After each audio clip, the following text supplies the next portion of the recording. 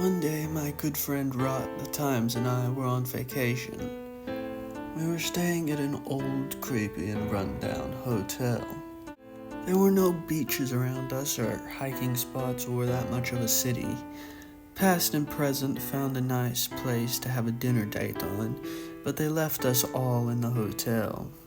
I brewed a cup of coffee and sat down in a slightly uncomfortably moist armchair, where I prepared to spend the next several hours, simply contemplating about this and that.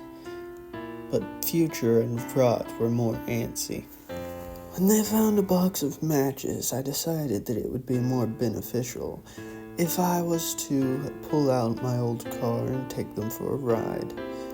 We drove around the small town, eventually finding an old abandoned church.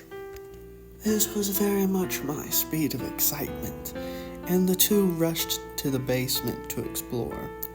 I took some time on the ground level, but eventually I wanted to go upstairs.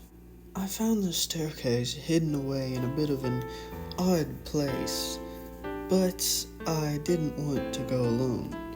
I went downstairs to see that the two had already laid waste to one of the rooms.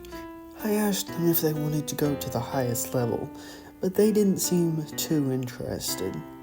I told them that the stairwell was hidden, which meant that there might be something mysterious or wonderful up there, but they simply didn't share my passion for what was old and forgot.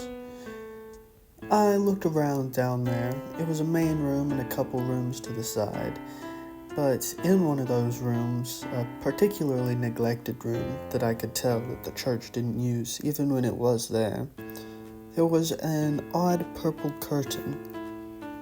I pushed it to the side and found a spiral staircase. My initial thought was that it went up to the second floor, a more mysterious entrance to a more mysterious floor, but as I looked up, I realized that it extended forever. I called the two over, and they were fascinated with it.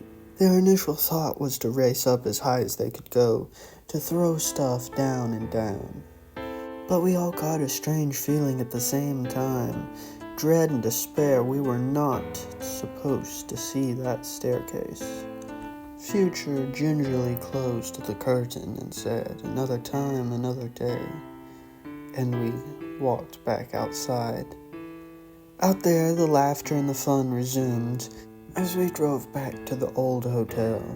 As even Rod and Future realized that some things aren't meant to be touched, I realized that some things are meant to stay forgotten.